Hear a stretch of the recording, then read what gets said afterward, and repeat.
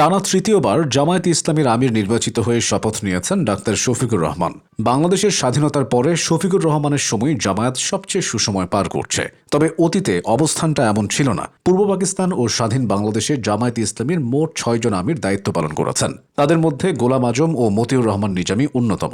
British উপনিবেশকালে ভারতের লাহোরে বর্তমান পাকিস্তানে মাওলানা মওদুদীর হাত ধরে প্রতিষ্ঠিত হয় জামায়াতে ইসলামী। প্রতিষ্ঠার পর ১৯৫৬ সালে পূর্ব পাকিস্তান জামায়াতের আমির করা হয় মাওলানা আব্দুর রহিমকে। তিনি ১৯৫৬ থেকে ১৯৬০ সাল পর্যন্ত প্রায় ৫ বছর দায়িত্ব পালন করেন। আব্দুর রহিমের হাত ধরেই পূর্ব পাকিস্তানে তথা বর্তমান বাংলাদেশে জামায়াতের সাংগঠনিক ভিত্তি গড়ে ওঠে। তার সময়ে জামায়াতে ইসলামী গ্রামাঞ্চল পর্যন্ত প্রসারিত হয়। এরপর ১৯৬০ সালে জামায়াতে ইসলামীর আমির হন গোলাম আজম। এক জটিল ও উত্তাল রাজনৈতিক অধ্যায়ের সূচনা হয় তার নেতৃত্বে। ১৯৬০ থেকে ১৯৭১ পর্যন্ত পূর্ব পাকিস্তানের রাজনৈতিক টানাপোড়েনের মধ্যে তিনি দলকে নেতৃত্ব দেন। তবে স্বাধীনতা সময় বাংলাদেশের বিপক্ষে অবস্থান ও পাকিস্তানকে সমর্থন দিয়ে গোলাম আজম ও তার দল ব্যাপক সমালোচিত হয়। স্বাধীনতার পর বাংলাদেশে জামায়াতে ইসলামীর সক্রিয়তা সেভাবে আর থাকেনি। গোলাম আজমের নাগরিকত্ব বাতিল করা হয় এবং তিনি বিদেশে বসে দীর্ঘদিন দল পরিচালনা করেন। তখন দেশে জামায়াতের ভারপ্রাপ্ত আমির করা হয় আব্বাস আলী খানকে। তিনি ১৯৭৯ থেকে ১৯৯২ সাল পর্যন্ত ভারপ্রাপ্ত আমির হিসেবে দল পরিচালনা করেছিলেন। তার সময়টা ছিল পুনর্গঠন, সংগঠন বিস্তার এবং রাজনৈতিক মাঠে অবস্থান তৈরির। বিশেষ করে এরশাদ আমলে রাজনৈতিক দলগুলো যখন নতুন সমীকরণ তৈরি করছিল, তখন জামায়াতকে প্রাসঙ্গিক রাখা এবং সাংগঠনিকভাবে শক্তিশালী করা ছিল তার সবচেয়ে বড় চ্যালেঞ্জ। পরবর্তীতে গোলাম আজম দেশে ফিরে রাজনীতিতে সক্রিয় হলে ১৯৯২ সালে তিনি আবারও আনুষ্ঠানিকভাবে জামায়াতের আমির হন। দ্বিতীয় মেয়াদে তিনি এ দায়িত্বে ছিলেন ২০০০ সাল পর্যন্ত।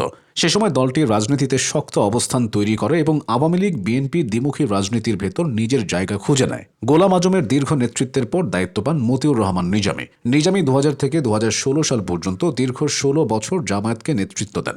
এই সময় দলটি রাজনীতিতে সবচেয়ে বেশি উত্থান পতনের মধ্য দিয়ে যায়। ২০০১ সালে বিএনপির সাথে জোট সরকার গঠনের পর জামায়াতের সুসময় গেলেও ২০০৮ সালে আওয়ামী লীগ ক্ষমতায় আসলে চিত্রটা বদলে যায়।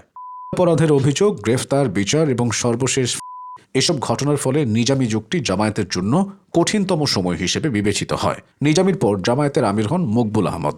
মকবুল আহমদ ২০০৩ থেকে দলটির নায়েবে আমির ছিলেন। তবে ২০১০ সালের জুনে মতিউর রহমান নিজামী গ্রেফতার হওয়ার পর থেকে তিনি ভারপ্রাপ্ত আমিরের দায়িত্ব পালন করেন। ২০১৬ সালের ১৭ অক্টোবর তিনি জামায়াতে ইসলামীর তৃতীয় আমির হিসেবে নির্বাচিত হন।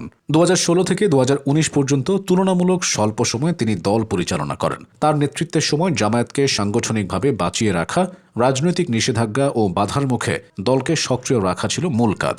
অবশেষে ২০১৯ সালে জামায়াতের আমির নির্বাচিত হন ডাক্তার শফিকুর রহমান। সে বছর ৫ ডিসেম্বর ২০২০ থেকে ২২ কার্যকালের জন্য আমিরে জামায়াত হিসেবে তিনি প্রথমবারের মতো শপথ গ্রহণ করেন। তখনকার রাজনৈতিক বাস্তবতায় দলটির নিবন্ধন ঝুলে থাকা, নির্বাচনে অংশগ্রহণে বাধা এবং নেতাকর্মীদের মামলার চাপে থাকা, এসব কঠিন পরিস্থিতিতে তাকে সামলাতে হয়েছে। তবে সেখানে তিনি দক্ষতার প্রমাণ দিয়েছেন। দলের প্রতি তার আত্মনিয়োগ দেখে ২০২২ সালের ৩১ অক্টোবর জামায়াতে ইসলামীর সদস্যরা প্রত্যক্ষ ভোটের মাধ্যমে দ্বিতীয়বারের মতো তাকে আমির নির্বাচিত করে। প্রথম মেয়াদে সফলতার পর দ্বিতীয় মেয়াদেও তিনি সফল হন। এছাড়া ২০২৪-এর গণ অভ্যুত্থানের পর তার রাজনৈতিক সক্রিয়তা বাড়ে, ফলে তাকে তৃতীয়বারের মতো জামায়াত আমির হিসেবে নির্বাচিত করা হয়েছে। এভাবেই গোলাম আজম থেকে শফিকুর রহমান পর্যন্ত বিস্তৃত হয়েছে জামায়াতের নেতৃত্ব।